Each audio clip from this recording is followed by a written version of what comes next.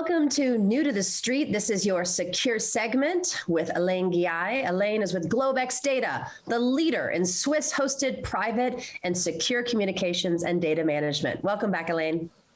Thank you, Anna, and hello to our viewer.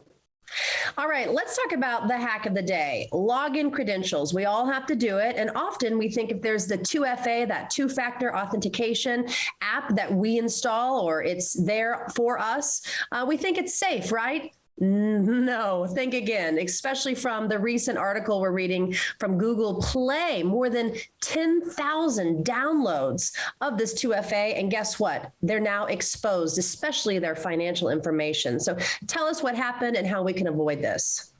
Sure. So in this case, apparently there's an application called 2FA Authenticator, which since then Google Play Store has removed.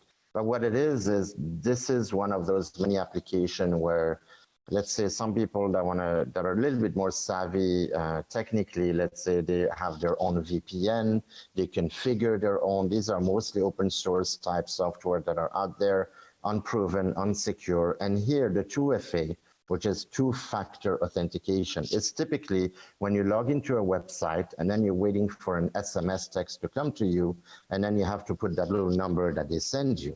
Now, in the US and North America, it is extremely well documented that those are fairly useless because most of the phone numbers have been spoofed, they're being recycled and so forth. That's a whole other discussion. But in this case, what happened is some people say they go to a website and they need a two-factor authenticator.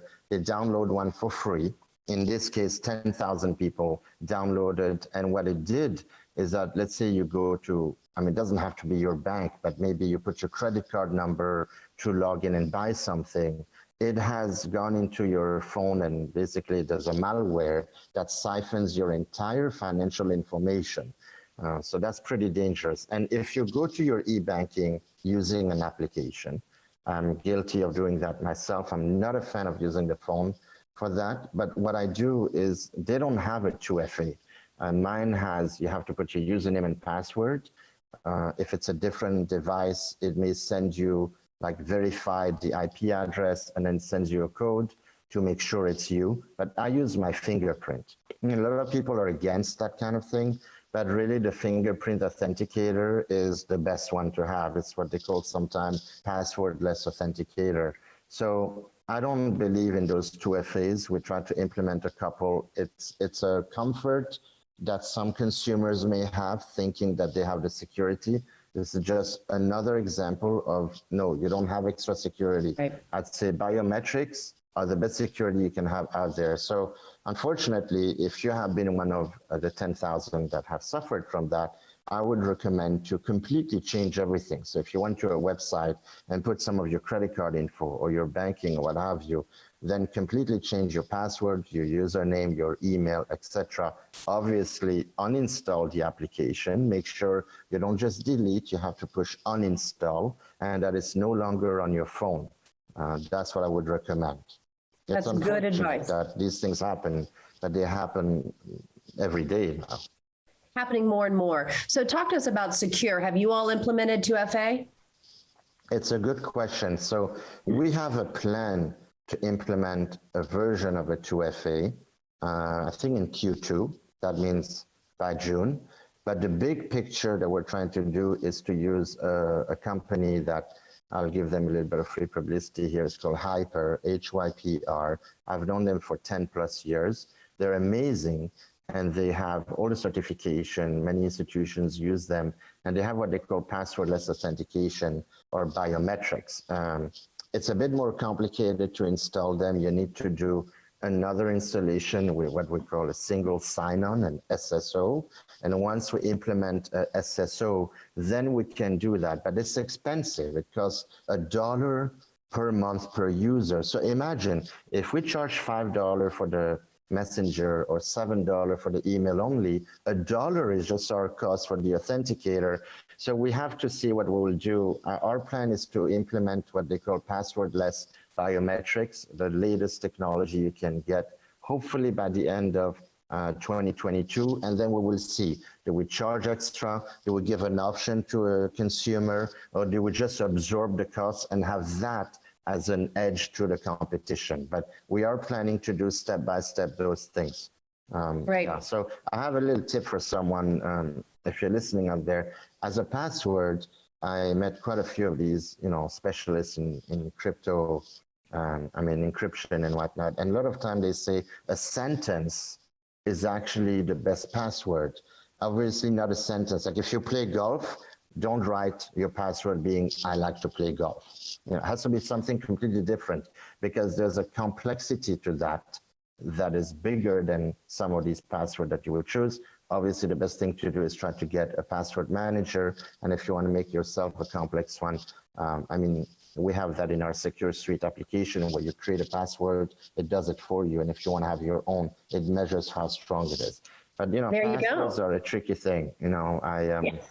It's not a simple thing to manage. And I feel sorry for people who have been breached because their password wasn't too strong, or the 2FA was just, not really a real security that's supposed to provide, right? So it's related to your phone number. So that's the danger. You send a text to someone, think about it. And then if your phone number is part of ones that are being watched, then they can read that text too. Mm-hmm. All right, so let's reiterate.